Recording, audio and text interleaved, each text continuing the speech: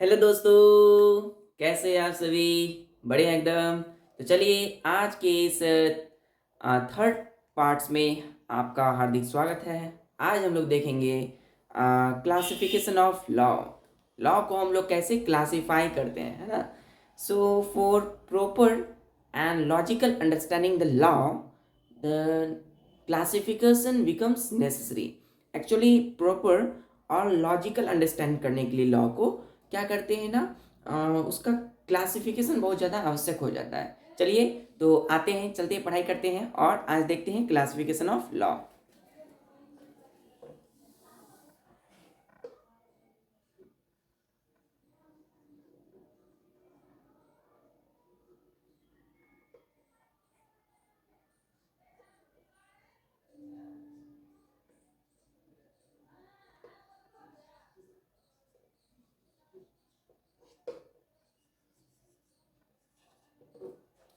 Classification of law, law की कानून की वर्गीकरण कैसे होगा, ठीक है।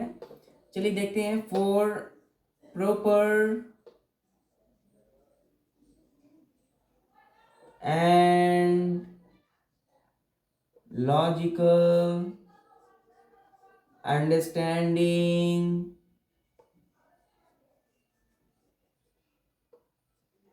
tending the nature of law. Nature of law, classification becomes necessary.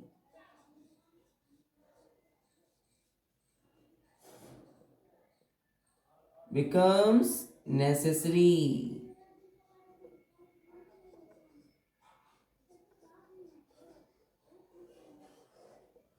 So, for proper and logical understanding the nature of law, law की प्रकृति हम लोग जानते हैं। We also know that कि for understanding the nature of law, one should go to the court, not to the legislature.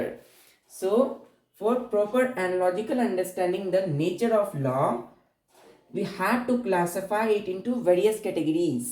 So, classification becomes necessary. So, how can we classify it? We can classify it into systematic categories. Okay, चलिए देखते हैं हम लोग कुछ जो है classification of law क्या है।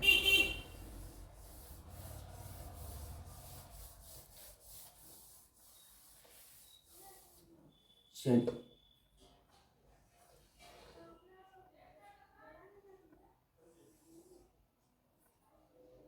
it is classified into two broad categories. First है international law, international law,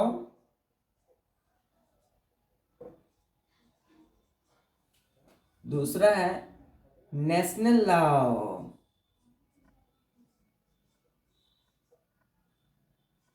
और it is also called municipal law.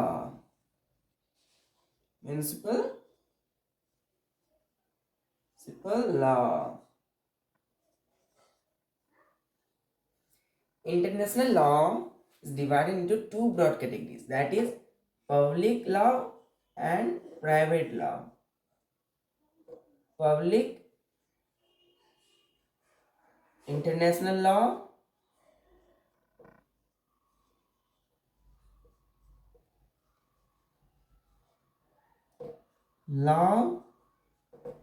private international law, international law.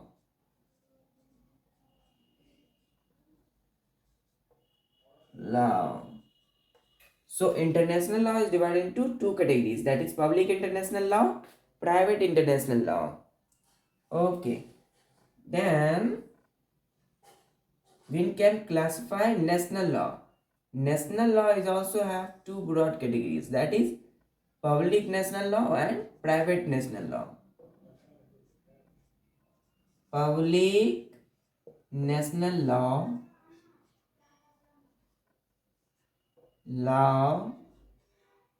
private national law. national law. Okay, so public law, here's public law. इस public law में हम लोग 3 categories में बांट देते हैं.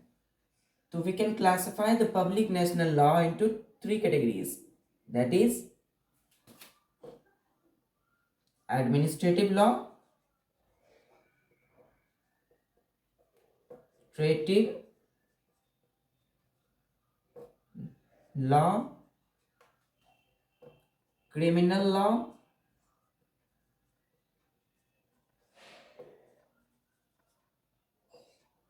and civil law,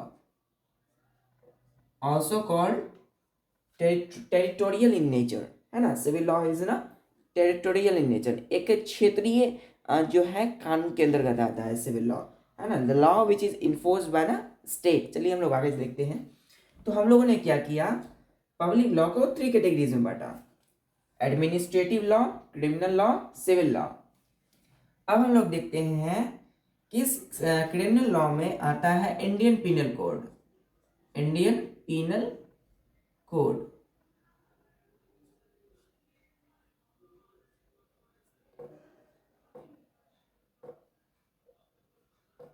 Indian Penal Code. Civil law has 2 parts. That is law of contract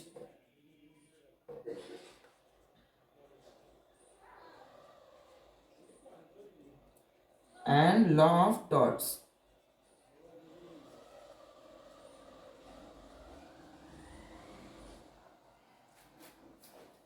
तो हम लोगों ने सिविल लॉ को 2 पार्ट्स में बांटा, law of contract, law of torts. अब है प्राइवेट नेशनल लॉ. तो private national law which is also the personal law. तो हम लोग इसको 2 कैटेगरी से बांटेंगे. वो है हिंदूज लॉ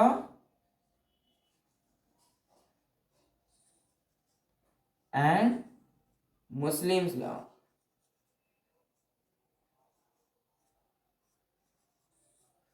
तो प्राइवेट लॉ को 2 कैटेगरी में बांटे, हिंदूज लॉ है, मुस्लिम लॉ. तो इस तरह से हम लोगों ने देखा कि क्लासिफिकेशन ऑफ कैसे करते हैं for proper and logical understanding the nature of law. Understanding the nature of law.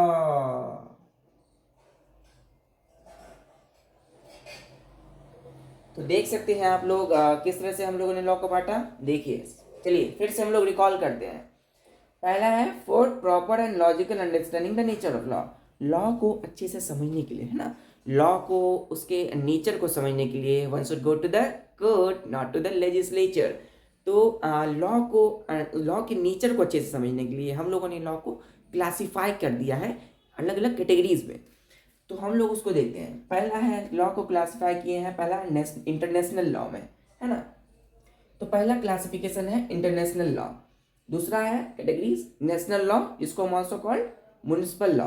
दूसरा हमको क्या कहते हैं, नेशनल लॉ को क्या कहा जाता है, म्युनिसिपल लॉ.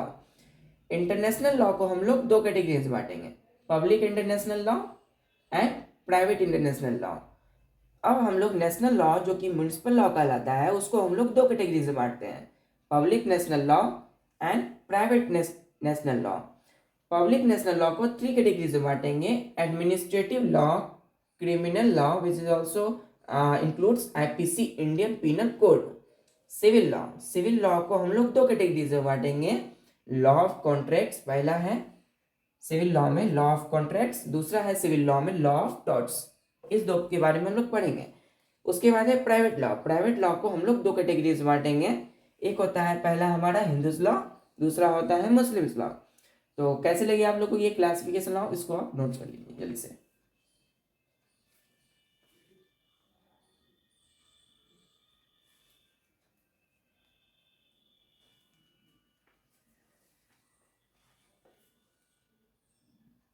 चलिए तो अब हम लोग देखते हैं.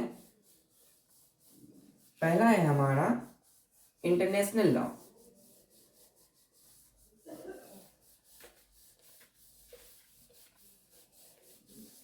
पहला है हमारा इंटरनेशनल लॉ. जो कि मेनली बेस्ड होता है treaties between the civilised nations. देखिए, जो हम लोग का पहला कैटेगरीज है क्लासिफिकेशन में, वो है international law. International law, international law क्या कहता है? The branch of law which consists of rules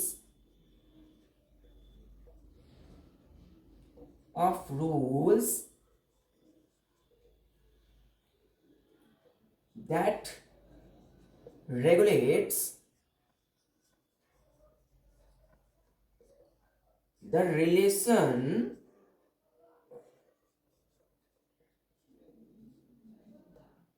between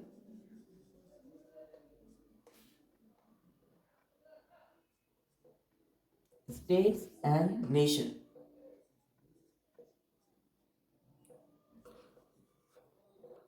between states and nation।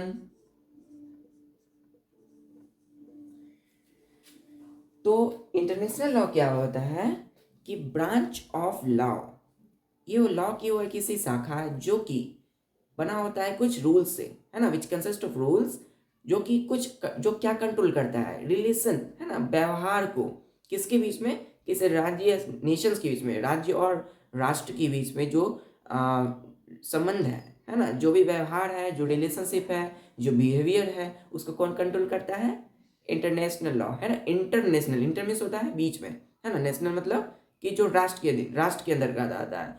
तो इंटरनेशनल जो राज्य और राष्ट्र दोनों के बीच के रिलेशन को पता क्या करते हैं, उसे इंटरनेशनल लॉ, है ना।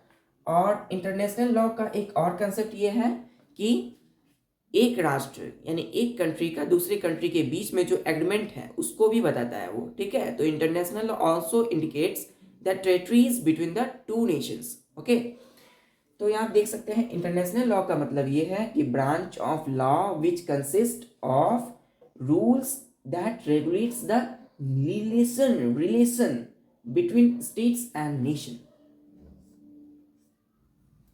ओके, सेकंड इसका बाद है क्या है? सेकंड वो है it is mainly based on territories, it is mainly based on treaties between civilized nation,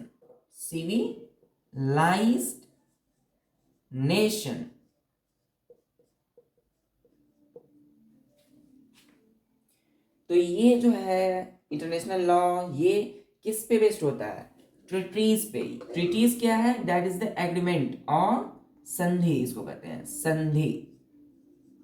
simple सा समझिए, इसको कहते हैं समझौता, और इसको also called written agreements, written agreement.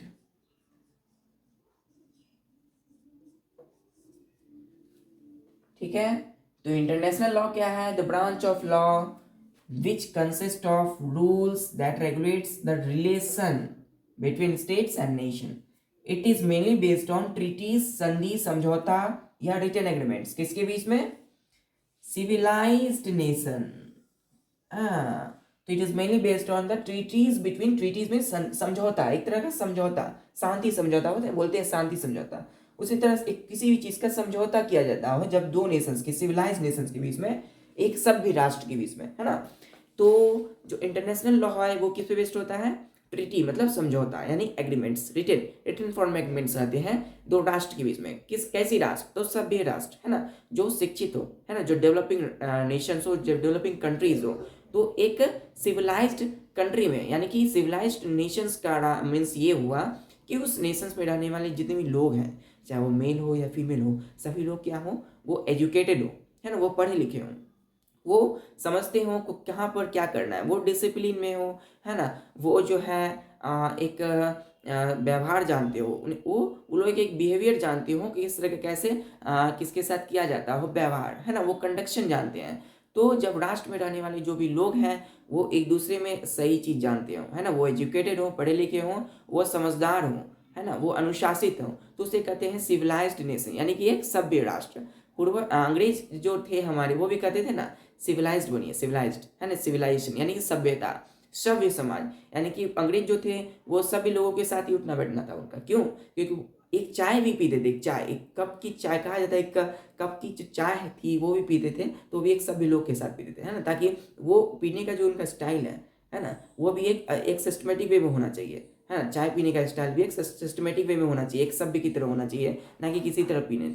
इसी तरीके से सिविलाइज्ड, है ना, रहने का आपका क्या चाल ढाल है, आप बोलते कैसे हैं, आप लोगों के साथ बर्ताव कैसे करते हैं, है ना, आप उठते कैसे हैं, बैठते कैसे, चलते कैसे, इसको कहते हैं एक सभ्य, सिविलाइजेशन कहते हैं, है ना। तो हमारे पास क्या है, सिविलाइजेशन है, एक सभ्यता है जो चली आ रही है, तो इसको कहते हैं सिविलाइज्ड नेशन, ऐसा नेशन जो समझता हो कि कहाँ पर किसी किसी राष्ट्र के साथ कैसा व्यवहार रखना है, उस राष्ट्र में रहने वाले जितने भी लोग हों वो पढ़े लिखे हों, वो समझदार हो, वो अनुशासित हो, है ना, वो डिसिप्लिन में हो, उसको कहते हैं सिविलाइज्ड नेशन। तो उस जब दो सिविलाइज्ड नेशंस के बीच में किसी तरह का कोई रिटर्न एग्रीमेंट्स हो, समझौता हो, संधि हो, वार्तालाप हो, तो उसे हम क्या कहते हैं, इंटरनेशनल, उस वो किसके अंतर्गत आता है, वो इंटरनेशनल लॉ के अंतर्गत आता है। तो international law is mainly based on treaties between the civilised nation, that is समझौता, संधि और रिटर्न एग्रीमेंट्स।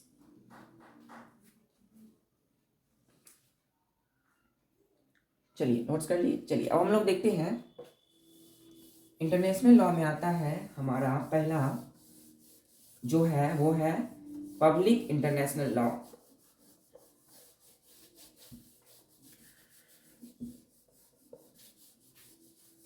तो पब्लिक इंटरनेशनल लॉ पहला हमारा आता है पब्लिक इंटरनेशनल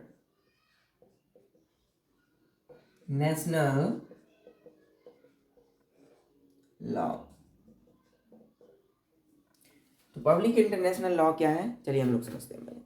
तो public international law is that body of rules which governs, है ना, जो रेगुलेट्स करे क्या, तो conduct and relation of the states with other states, यानी कि एक स्टेट, एक राज्य क्या रिलेशन या संबंध, उसका व्यवहार दूसरे राज्यों के व्यवहार या संबंध के बीच का, है ना, जो गवर्न करे, जो लॉ, ऐसा लॉ, ऐसा कानून जो कि क्या करे, दो राज्य के बीच में उसके रिलेशन को बताए, उसके व्यवहार को बताए, है ना, which governs the conduct and the relation of the state with other states, है ना। फॉर एग्जाम्पल एक्स्ट्राडिशन ट्रीटीज जो होता है, इसको पढ़ते हैं प्रत्यर्पण संधि, इसको कहते हैं समझौता, किसके बीच में, बिटवीन द टू स्टेट्स, दो राज्यों के बीच में, है ना, जो विच ब्रिंग्स टू ब्रैक फजिटिव्स, जो क्या करता हो, फजिटिव्स लाता हो, भगोड़ा कहते हैं इसको। तो एक्चुअल में ये जो है पब्लिक इंटरनेशनल लॉ क्या करता है, ये समझते हैं एक्स्ट्राडिशन ट्रीटीज क्या होता है। एक्स्ट्राडिशन ट्रीटीज मीन्स होता है प्रत्यर्पण संधि, ठीक है। तो ये जो है पब्लिक इंटरनेशनल लॉ, इसका मीन्स ये हुआ, it is that body of rules जो क्या करे, गवर्न करे, जो एक तरह को गाइड करे, क्या, कंडक्ट यानी व्यवहार, एंड रिलेशन यानी संबंध, किसके बीच में, of the state with other state, in एक स्टेट यानी एक राज्य के बीच, एक राज्य का दूसरे राज्यों के बीच में जो संबंध है, जो व्यवहार है, उसको जो बताया उसको क्या कहते हैं, पब्लिक इंटरनेशनल लॉ। चलिए, तो it is that body of rules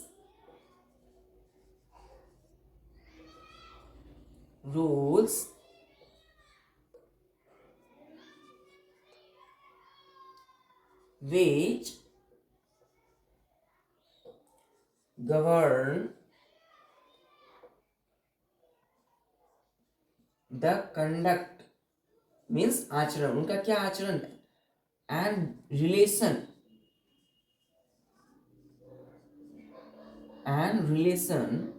of the state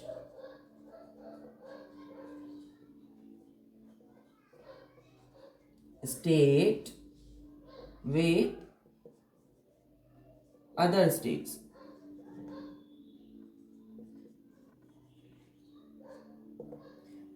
तो दैट बॉडी ऑफ रूल्स, वैसा नियम वैसा कानून जो कि गवर्न्स करे द कंडक्ट एंड रिलेशन, जो गवर्न्स क्या करे, जो गाइड करे, जो कंट्रोल करे कंडक्ट बिहेवियर को एंड उसके रिलेशन को, किसके बीच में, स्टेट्स, एक स्टेट और दूसरे स्टेट के बीच में. For example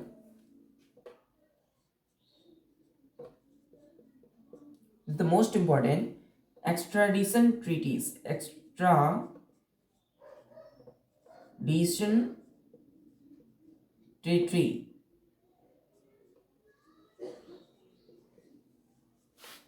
extradition treaty between two states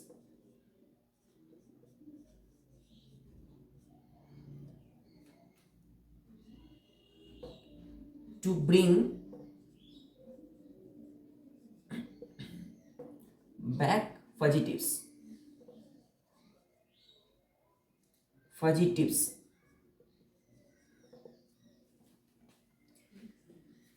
तो एक्स्ट्राडिशन ट्रीटी बिटवीन दो स्टेट्स, दो राज्य के बीच में जो एक्स्ट्राडिशन ट्रीटीज है ना, प्रत्यर्पण संधि इसको कहते हैं, समझौता कहते हैं. टू ब्रिंग बैक फजिटिव्स, फजिटिव्स मीन्स होता है भगोड़ा, है ना, क्या, जो जिसको भगा दिया हो गया, किसी एक स्थान से दूसरे स्थान भगा दिया गया उसको कहते हैं फजिटिव्स, है ना. तो एक्स्ट्राडिशन ट्रीटीज मीन्स क्या होता है, प्रत्यर्पण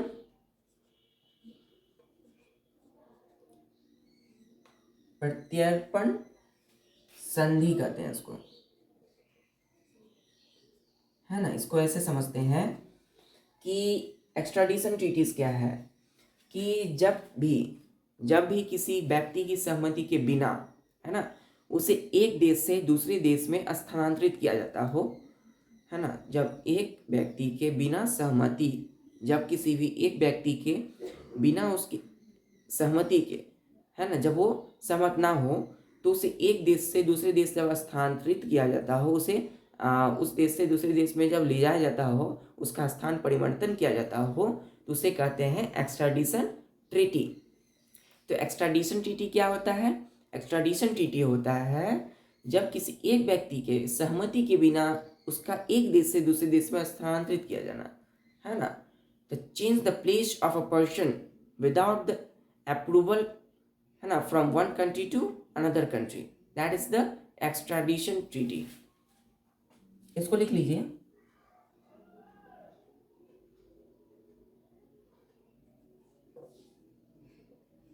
When a person is locomoted from one nation to another without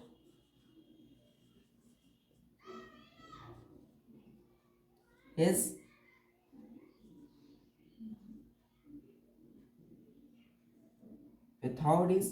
agreement.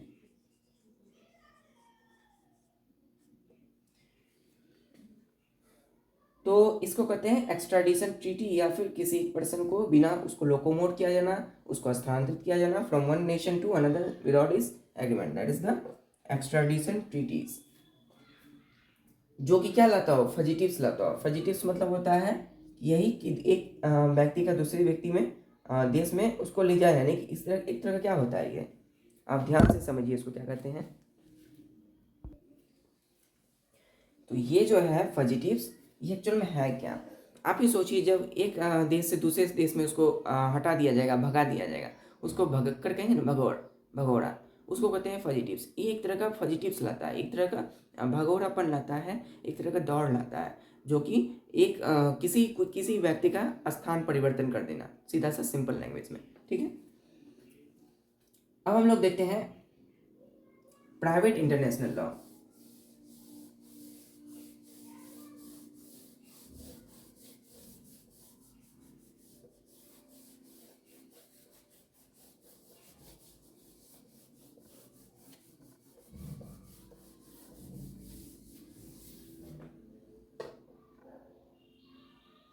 दूसरा कैटेगरीज है इसका private international law.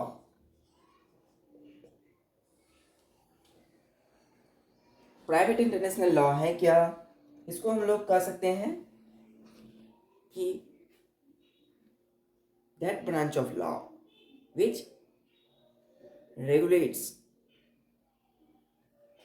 the behavior of the nation।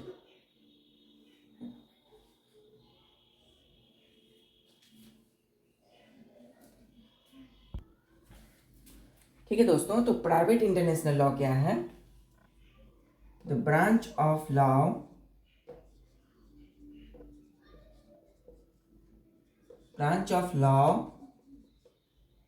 which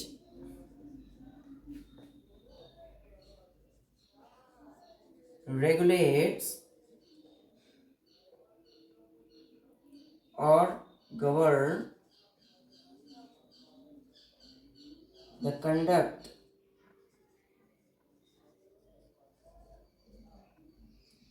and relation of the citizens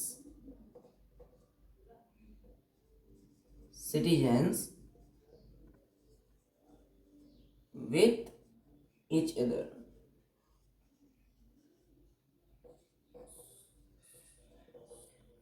तो ये जो है लॉ का एक ऐसी शाखा है, लॉ की ऐसी ब्रांच है जो कि गवर्न्स, जो रेगुलेट्स करे।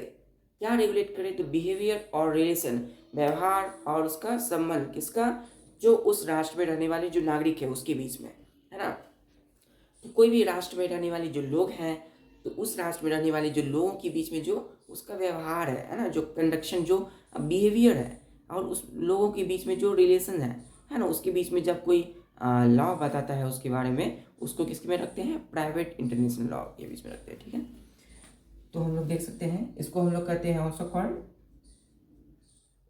Also called personal law. Example के लिए आप देख सकते हैं Hindu law,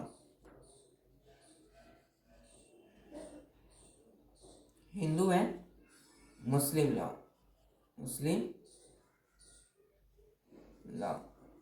Hindus law and Muslim law. तो किसी राष्ट्र में रहने वाले जो हिंदू हैं, हमारे इंडिया, हमारे भारत में रहने वाले जो लोग हैं, हमारे भारत में सभी प्रकार की जाति हैं, सभी प्रकार के जात के लोग रहते हैं, चाहे वो मुस्लिम हो, हिंदू हो, मुस्लिम हो, सिख हो, ईसाई हो, सभी लोग के रहते हैं। तो यहाँ पर हिंदू मुस्लिम किसी भी धर्म के लोगों के बीच में जो व्यवहार है ना, जो रिलेशन है, जो उनके बीच में जो संबंध है, उनको वो कौन सा लॉ बताता है उसके बीच में संबंध? हिंदू और मुस्लिम के बीच में वो प्राइवेट इंटरनेशनल लॉ बताता है उसके बारे में। ठीक है, तो private international law, the branch of law which govern और regulate the conduct and relations of citizens with each other, also called personal law, Hindus and Muslims law. ठीक है, चलिए तो हम लोग आते हैं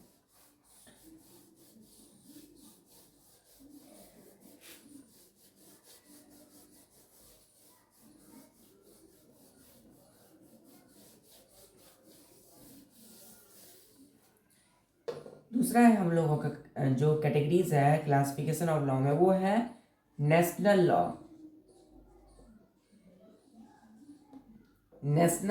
और municipal law.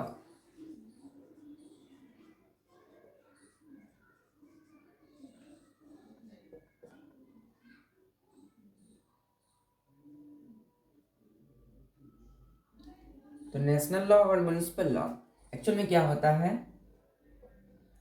The branch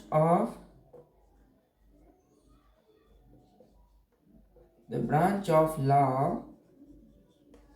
which is applied within the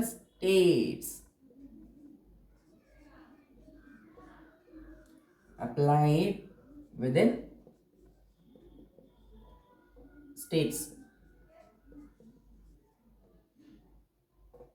are called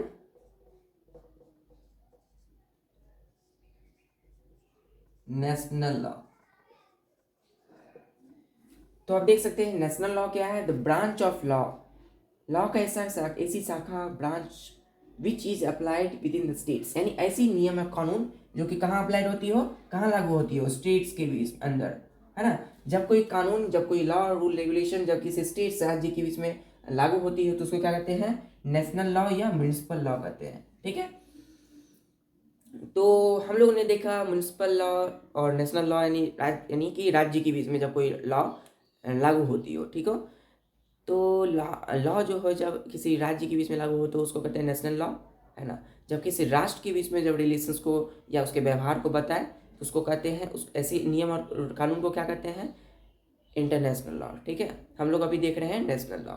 national law को हम लोग कैटेगरीज में बांट देते हैं, दो, public national law, private national law. तो we can classify it into two categories, that is first है पब्लिक नेशनल लॉ। तो पब्लिक नेशनल लॉ क्या है, law which regulates organization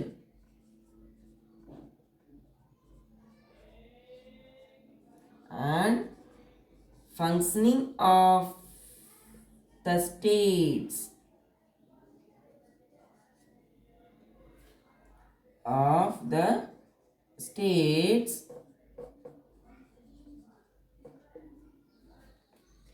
and determine the relation of the states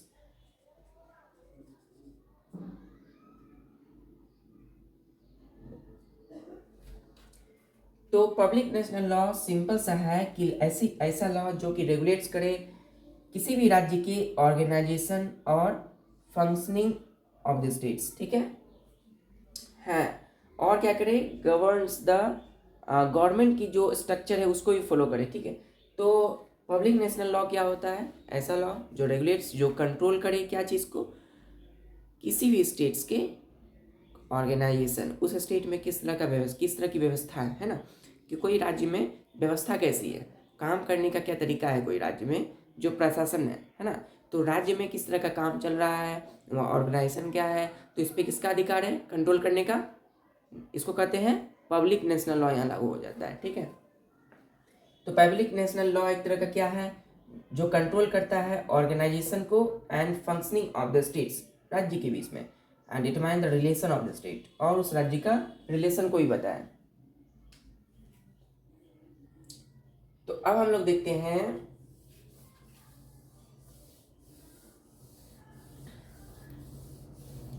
constitutional law और administrative law, criminal law.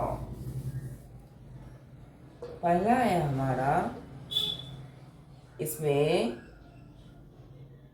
Constitutional law.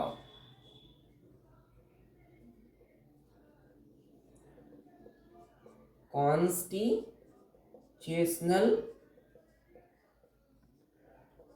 Law, तो constitutional law is the basic and fundamental law of the states. किसी राज्य का जो basic and fundamental law, कानून जो होती है वो क्या है, कॉन्स्टिट्यूशनल लॉ कहलाता है, ठीक है। The constitutional law is the basic and fundamental law of the states. Okay, and also it is the law which regulates, हाँ, the relations of the states, राज्य के बीच में जो रिलेशन होती है ना, उसको भी कंट्रोल करता है, ठीक है। तो कॉन्स्टिट्यूशनल लॉ क्या है, इट इज द बेसिक और fundamental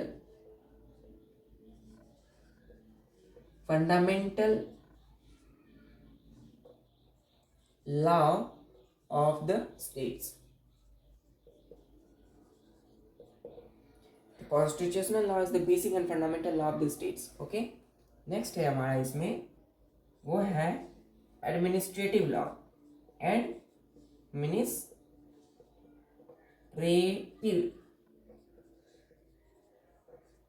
law, administrative law. Administrative law क्या है? देखिए, एडमिनिस्ट्रेटिव लॉ क्या होती है एक्चुअल में? इट इज़ द लॉ जो कि रेगुलेट्स करे क्या चीज़ को, है ना, जो प्रशासनिक क्षेत्र में होते हैं, है ना, तो उसको कहते हैं एडमिनिस्ट्रेटिव लॉ, है ना। तो हम लोगों ने पहला देखा constitutional law is the basic and fundamental law of the states, है ना। फिर आता है administrative law.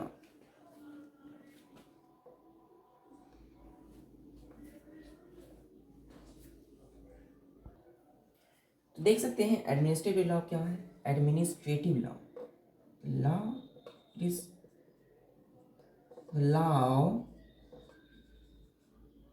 which regulates the power, structure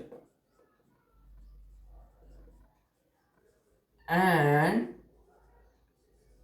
function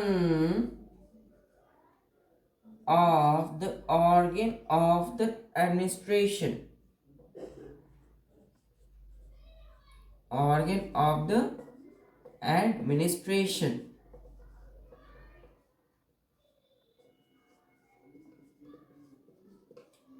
The administrative law is the law which regulates the power, the structure and the function of the organ of the administration. Administration जो प्रशासनिक क्षेत्र में जो भी चीज़ें हैं उसके जो अलग अलग ऑर्गेन्स हैं, है ना, हमारे बॉडी में भी अलग अलग ऑर्गन है ना, हमारे आई है ना, हमारा जो स्टमक है, हमारा हार्ट है, हमारा लंग्स है। तो हमारा ये सारा लंग्स, ऑर्गेन्स, स्टमक जो है, किडनीज है ना, ये जो है हमारा जो भी जितने भी ऑर्गन है हमारे शरीर में, जो भी ऑर्गन्स है, ये सारा ऑर्गन, है ना, हमारा जो है इंटेस्टाइन हो गया, ये सारा का सारा जो ऑर्गन्स है वो क्या होता है, वो एक सिस्टम का निर्माण करता है, एक सिस्टम का फॉर्मेशन करता है। तो उसी तरह एडमिनिस्ट्रेशन में, यानी कि जो प्रशासन में होते हैं, प्रशासनिक के भी अलग अलग ऑर्गन्स होते हैं। उस ऑर्गन का भी हमारी बॉडी में ही हार्ट का क्या काम होता है? पंपिंग द ब्लड को पंप करना, है ना, ब्लड को पंप करना होता है।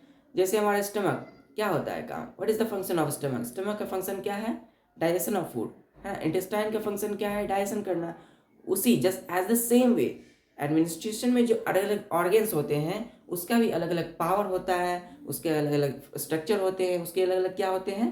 फंक्शन होते हैं। तो पावर, स्ट्रक्चर एंड फंक्शन, ये तीन क्या होते हैं? तीन पॉइंट्स हैं जो कि किसी हर ऑर्गन, एडमिनिस्ट्रेशन में जो ऑर्गन होंगे उनके पास वो होगा, power, structure and function.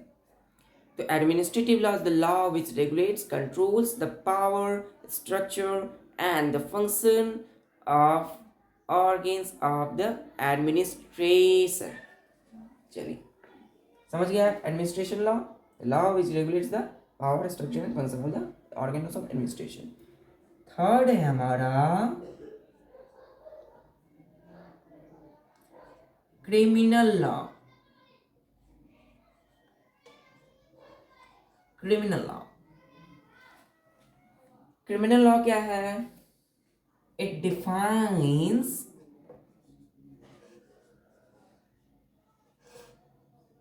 Offences, offence यानी अपराध को डिफाइन करे एंड प्रिस्क्राइब करे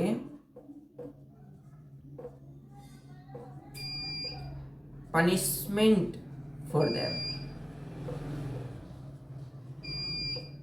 for them। तो it define offence and prescribe punishment for them, उसके लिए क्या करता हो? पनिशमेंट देता हो, ठीक है, इसको कहते हैं क्रिमिनल लॉ। तो आप देख सकते हैं, अगर हम फिर से अगर देखें तो और क्या है, इसका एम क्या है? एक्चुअल में इसका एम देख लेते हैं। तो पहले समझते हैं क्रिमिनल लॉ क्या होता है। देखिए, क्रिमिनल लॉ यानी कि ऐसी लॉ जो कि कोई अपराध को डिफाइन करे, उसको बताए कि अपराध क्या है ना, और उस अपराध को रोकने के लिए उसके जो जिसने भी अपराध किया उसको उसके पनिशमेंट के लिए जो कानून बनाए, है ना, उसके जो जिसने भी अपराध किया उसकी अपराध की पनिशमेंट के लिए, दंड के लिए जो कानून बनाए, जो कानून को दे, उसको किसके अंदर रखते हैं? क्रिमिनल लॉ के अंदर रखते हैं, है ना। दंड का जो प्रावधान बनाए और जो हमें दे, उसको कहते हैं which defines the offence and prescribe the punishment for that cases, उसको कहते हैं क्रिमिनल लॉ। इसका एम क्या होता है आपको पता होना चाहिए। हम लोग सभी जो काम करते हैं उसका कुछ एम होता है ना, कुछ भी काम है तो उसका एम है, एक मोटो है, एक क्या है, एक लक्ष्य है। तो क्रिमिनल लॉ जो बनी है उसका क्या एम है, इसका एम ये है, it is for its aim is for prevention of the offence and prescribe the to control the crimes, है ना, क्राइम्स को रोकना इसका मेन मोटो है, एम्स है। तो क्रिमिनल लॉ क्या होता है, विच प्रिवेंशन, है ना, it's prevention for the crimes. तो जो क्राइम्स है उसका प्रिवेंशन, उसका रोकथाम कैसे किया जाए, हाँ, ये इसको देखता है, प्रिवेंशन ऑफ द क्राइम्स। हाँ, बिकॉज हम जानते हैं कि कोई भी जो सभ्य समाज है, सिविलाइज्ड जो भी स्टेट्स है या कोई भी सोसाइटी है, सिविलाइज सोसाइटी में, यानी कि कोई भी सोसाइटी में रहने वाले जो लोग हैं, अगर वो अच्छे हैं और वो अंदर से वो पढ़े लिखे हैं ना, वो शिक्षित है और वो अपने काम पे फोकस करते हैं, अगर उस तरह के सिविलाइज सोसाइटी में इस तरह की कोई बात होती है तो वो क्राइम्स वुड बी अगेंस्ट, है ना, the crimes considered to be wrong. जो क्राइम्स है वो क्या कंसिडर किया जाएगा, वो गलत समझा जाएगा। किसके लिए, not only for an individual, किसी इंडिविजुअल के लिए नहीं बल्कि पूरे सोसाइटी के विपरीत हो जाएगा वो क्राइम्स। तो क्रिमिनल लॉ में ये भी है कि किसी भी सिविलाइज्ड सोसाइटी यानी कि समाज जो है उसमें जो क्राइम्स है उसको कैसे कैसे किस तरह से देखा गया है, गलत, है ना, किसी एक आदमी के लिए नहीं बल्कि पूरी सोसाइटी के लिए। यानी कि अगर कोई सोसाइटी में रहने वाले सभी लोगों में कोई एक लोग ने क्राइम्स किया है तो वो पूरी सोसाइटी के लिए भी गलत होगा, पूरी सोसाइटी के लिए क्या होगा, वो गलत साबित हो जाएगा। पूरी सोसाइटी लोग उसमें, सोसाइटी के सारे लोग उसमें आ जाएंगे, है ना, कि इसी सोसाइटी में इस तरह की घटनाएं हुई है। तो सोसाइटी में रहने वाले सभी लोगों को पर उस बात का प्रभाव पड़ता है कि किसी एक ने क्राइम किया, तो क्राइम एक ने किया लेकिन सारे लोग फंस गए, है ना। तो the crimes is considered to be wrong not only for an individual against the whole society of the people, है ना, सोसाइटी में रहने वाले सारे लोगों के लिए। चलिए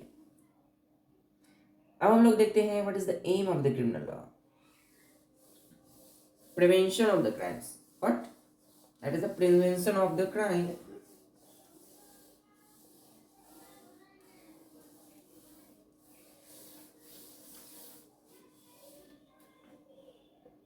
तो prevention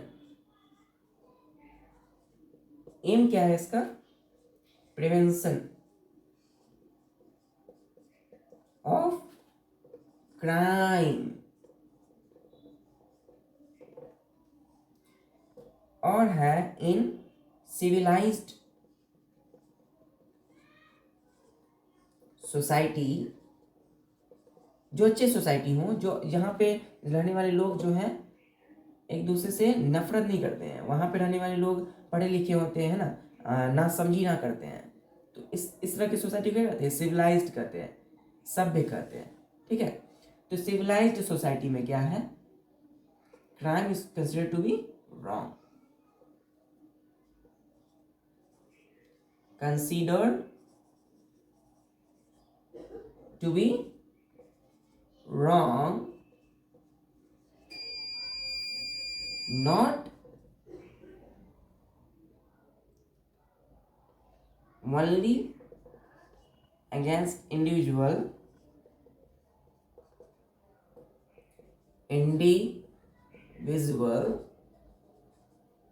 but against the society।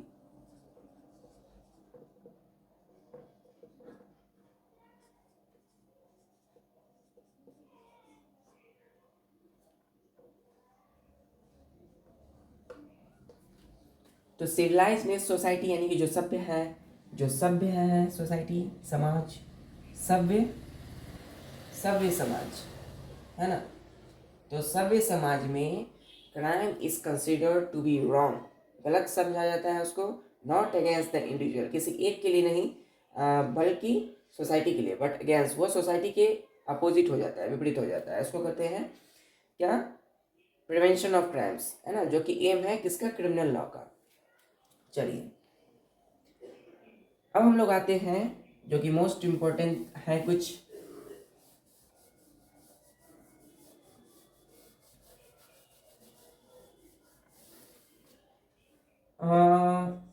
इसके अलावा इस कैटेगरीज के अलावा कुछ अनदर फैक्ट्स है लॉ के.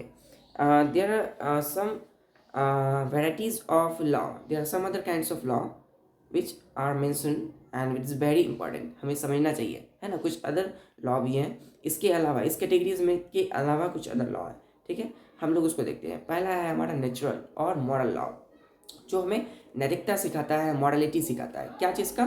तो प्रिंसिपल्स, है ना. This is mainly based on the principles of general justice, है ना. और क्या होता है? तो एम्बॉडीज करता है, वो सिंबल्स होता है प्रिंसिपल्स ऑफ जनरल जस्टिस का. ठीक है. Natural law, some other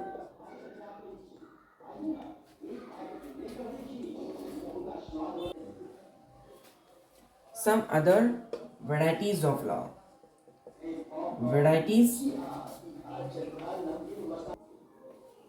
Other varieties of law. First है नेचुरल और मॉरल लॉ. नेचुरल और moral law, it is mainly, मुख्य रूप से बेस्ड होता है किस पे? किस प्रिंसिपल, किस सिद्धांत पे? व्हाट इज राइट और रॉन्ग, क्या सही है क्या गलत है? It is mainly based on the principle of right और wrong. Principles of right or wrong. The natural and moral law, it is mainly based on the principles of right or wrong. ठीक है, क्या सही है क्या गलत है ये उस सिद्धांत पे बेस्ड होता है. प्रिंसिपल किस सिद्धांत पे बेस्ड होगा? राइट, क्या सही है या गलत है, उसको होता है नेचुरल और मॉरल लॉ. ये सिखाता है मुझे या हम सबको, है ना. तो हम सबको क्या सिखाता है? Moral law. मॉरल लॉ हमें सिखाता है कि क्या सही है क्या गलत है. ठीक है. इट ऑल्सो सिम्बलाइज और embodies, it embodies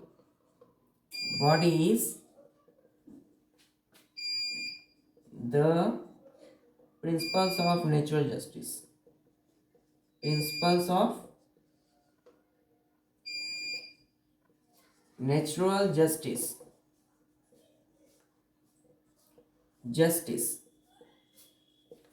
principles of natural justice को सिम्बलाइज करता है ना. जो प्राकृतिक न्याय है उसको, उसके सिद्धांत को बताता है, उसके एम्बॉडीज करता है. उसको कहते हैं नेचुरल या मॉरल लॉ. दूसरा है हमारा conventional law.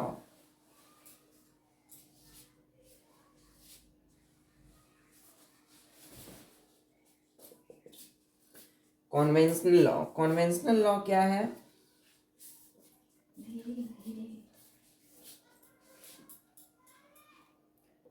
Conventional law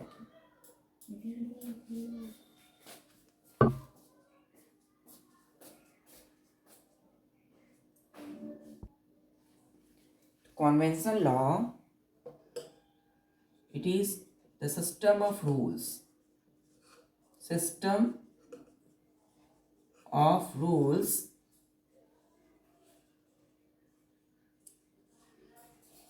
acted upon by the persons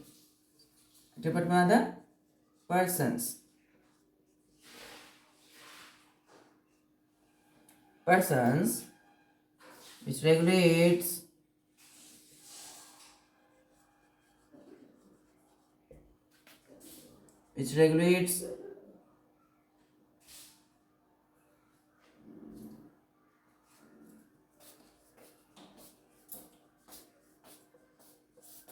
relation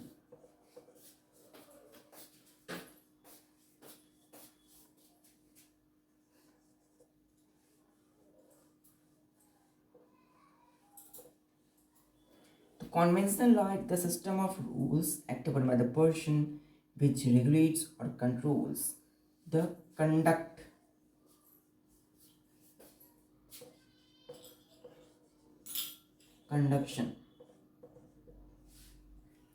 जो कंडक्शन, जो व्यवहार को रेगुलेट्स करे, कंट्रोल्स करे. कन्वेंशनल लॉ में है इंडियन कॉन्ट्रैक्ट एक्ट 1872.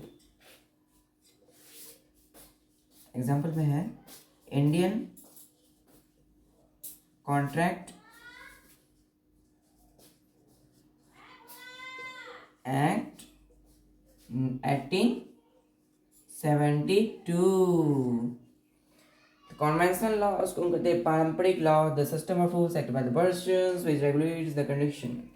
तो आप देख सकते हैं कि असेंबली में बैठे वाले सारे लोग, एक ऐसी असेंबली होती है, एक सभा जिसमें सारे जो है जाने माने जो न्याय लॉ के विषय में जो जानते हैं वो लोग रहते हैं, और वो लोग अपनी ओपिनियंस देते हैं और एक लॉ को डिसाइड करते हैं और बनाते हैं, उसको रखते हैं अपने राय को, है ना। तो वहाँ पे जो जितनी भी कानून, रूल और रेगुलेशन स्टेबलाइज होती है वो किस में आता है? कन्वेंशनल लॉ, है ना।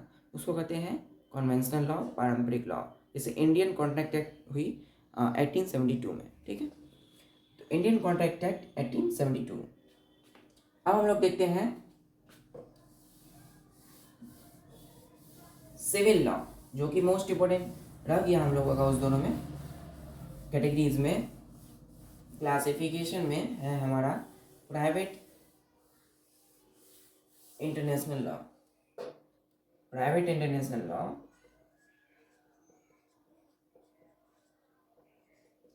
International law. तो प्राइवेट इंटरनेशनल लॉ क्या होता है? थूस वे सभी रूल्स एंड सिद्धांत, है ना, those rules and principles which according to which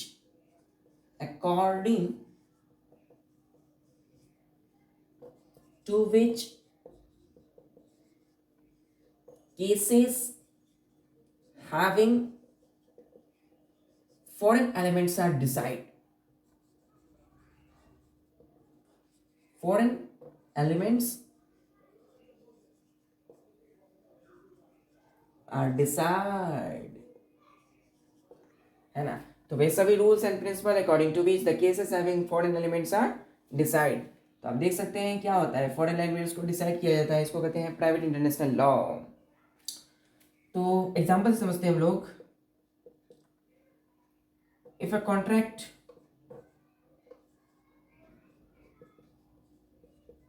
जिसको हम लोग एग्रीमेंट करते हैं, है ना, जिसको हम लोग समझौता करते हैं, is entered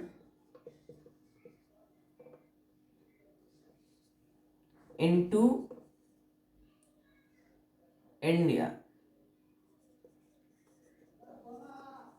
between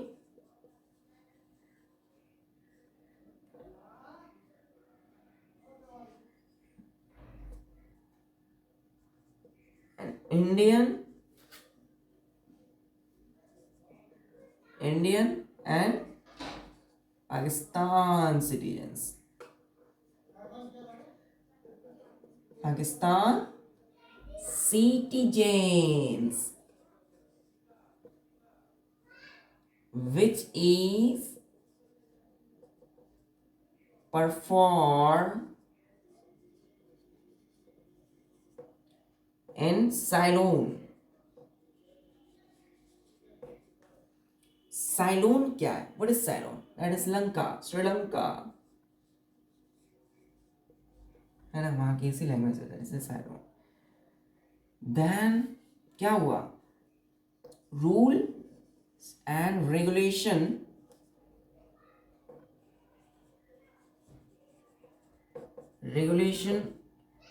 on which rights and freedom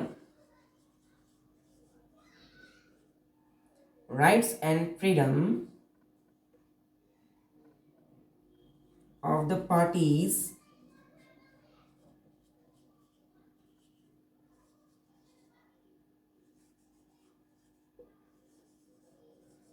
decided. इसको हम लोग कहते हैं, किसके अंदर आता है ये? Private international law. International law हम लोग जानते हैं कि ऐसा लॉ, ब्रांच ऑफ लॉ जो कि कुछ रूल से बना होता है ना, जो कि क्या करता है, जो कंट्रोल करता है relation of the civilised nations, है ना, जो सभ्य राष्ट्र हैं उसके बीच में समझौता को बताता है इंटरनेशनल लॉ। जिसमें हम लोग अभी जान रहे हैं प्राइवेट इंटरनेशनल लॉ के विषय में। तो प्राइवेट इंटरनेशनल लॉ क्या है? तो ऐसा वे सभी रूल्स एंड रेगुलेशंस, वे सभी नियम या सिद्धांत जिसके अकॉर्डिंग क्या हो, ऐसे केसेस जिसमें फॉरेन एलिमेंट्स को डिसाइड किया जाता हो, उसको कहते हैं प्राइवेट इंटरनेशनल लॉ। ठीक है, जैसे कि हमारा एक कॉन्ट्रैक्ट हुआ, हमारे इंडिया में हुआ था, किसके बीच में? कॉन्ट्रैक्ट मीन्स होता है एक एग्रीमेंट, है ना, रिटन फॉर्म एग्रीमेंट होता है, एक समझौता, एक संधि कहते हैं इसको। तो इंडिया और पाकिस्तान के बीच में एक समझौता हुई, ठीक है, कहाँ पर? सैलोन में, लंका में, श्रीलंका। तो उसमें क्या हुआ, रूल्स और रेगुलेशन, जो नियम और कानून थे, उसमें जो राइट्स थे दोनों पार्टी, यानी कि जो भारत हमारा था और पाकिस्तान, दोनों के बीच में जो भी अधिकार और उसकी स्वतंत्रताएं थी, उसको क्या किया गया? उसको डिटरमाइन किया गया। क्या किया गया? उसको पता लगाया गया, उसको खोजा गया, उसको पता लगा गया क्या क्या अधिकार हैं, फिर वो वे कौन कौन से स्वतंत्रताएं हैं दोनों के बीच में, है इंडिया में रहने वाले जो भी भारत के निवासी और जो पाकिस्तानी हैं, उसके बीच में कौन कौन से अधिकार और कौन कौन से उसकी स्वतंत्रताएं हैं, उसको डिटरमाइन किया गया। इसके किसमें? प्राइवेट इंटरनेशनल लॉ, एक कॉन्ट्रैक्ट हुआ इंडिया में, इंडिया और पाकिस्तान के बीच में, और डिसाइड और डिटरमाइन। ठीक है, लास्ट है हमारा सिविल लॉ। अब आते हैं हम लोग सिविल लॉ पे।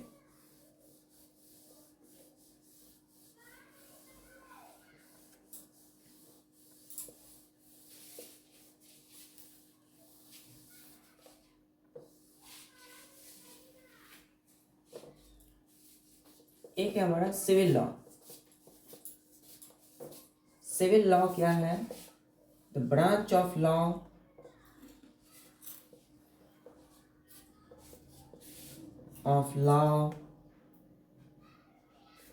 which